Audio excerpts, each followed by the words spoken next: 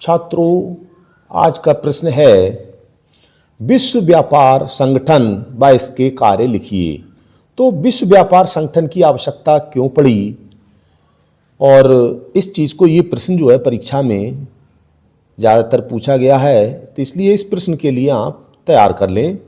और इसको हमने लगभग 4 नंबर में ये प्रश्न आता है, तो उस को देखते हुए इस प्रश्न को आपको तैयार करवाया है। तो विश्व व्यापार संगठन, विश्व यानी कि WTO, वर्ल्ड ट्रेड ऑर्गेनाइजेशन, तो इसका मुख्य कार्य क्या है कि विश्व में व्यापार की स्थिति कैसी रहे और विश्व में आपस में जो है पूरा विश्व कैसी व्यापारिक नियमों का पालन करें और सारी वस्तुओं का आयात निर्यात एक दूसरे के माध्यम से होता रहे। क्यों, कोई ज़रूरी नहीं है कि एक देश के पास सारी वस्तुओं यानी कि सारी चीज़ों का उत्पादन हो और आवश्यकताओं की सारी वस्तुएं उसके पास हों। तो ऐसी स्थिति में क्या होता है, उसके यहाँ कुछ वस्तुएं हैं जो आवश्यकता से अधिक होती हैं, तो वो दूसरे देश के लिए निर्यात करता है, और कुछ वस्तुएं ऐसी हैं जिसकी उसे आवश्यकता होती है, तो उन वस्तुओं के लिए वह अपने देश को आयात करता है। तो ऐसी स्थिति में कभी कभी देखा जाता है कि वो वस्तु एक देश पे ही मिलती है, दूसरा देश उसे देना नहीं चाह रहा है। तो इन ऐसी स्थितियों में वस्तुओं की कमी ना हो जाए, तो इसलिए एक संगठन बनाया गया है, वर्ल्ड ट्रेड ऑर्गेनाइजेशन, यानी कि विश्व व्यापार संगठन। ये सारे नियमों को सुलझाता है और विश्व के अनेक देशों के व्यापारिक समझौते का तालमेल बनाता है, जो भी है। तो इसमें विश्व व्यापार संगठन वैश्विक अंतर्राष्ट्रीय संस्था है, पूरे विश्व की, जो राष्ट्रों के बीच व्यापार के नियमों को निर्धारित करके उन्हें संचालित करने का कार्य करती है। इसकी स्थापना 1 जनवरी 1995 को हुई थी। ये 1 नंबर में प्रश्न पूछा जाता है कि WTO की स्थापना कब हुई थी या विश्व व्यापार संगठन की स्थापना कब हुई। तो 1 जनवरी 1995 को हुई थी। इसका मुख्यालय क्या, जिनेवा के स्विट्जरलैंड में है इसका मुख्यालय, जिसके सदस्य देशों, अच्छा ये भी पूछा जाता है प्रश्न कि विश्व व्यापार संगठन के सदस्य देशों की संख्या विकल्प में दे दिए और एक दे दिया विकल्प 164, तो 164 वाला ठीक होगा।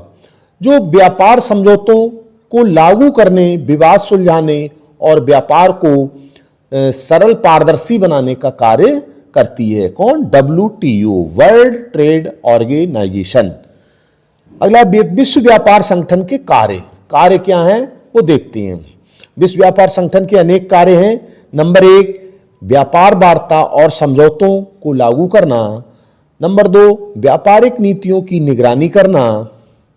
अगला है तकनीकी सहायता और प्रशिक्षण देना।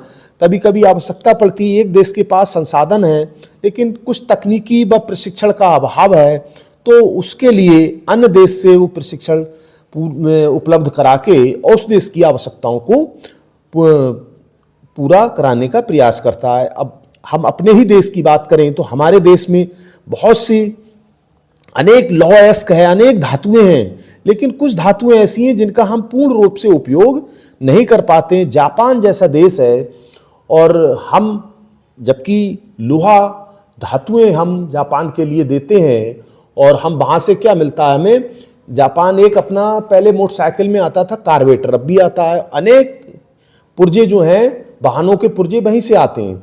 तो वो हमारे यहाँ से लोहा लेने के बाद, और उनको उसकी टेक्नोलॉजी इतनी डेवलप है कि उसका दिमाग है जो अपने वो उन लोहे से उतने बढ़िया पुर्जे तैयार करके, और वो कम दामों में वो चीज़ हमसे लेता है और वही चीज़ को उसका अधिक दामों में हमारे लिए देता है। क्या है, उसने उसका रूप बदल दिया है, अपना दिमाग लगाया और उसमें तकनीकी का प्रयोग किया और उसी चीज़ को हमें कई गुना रेटों में उपलब्ध कराया।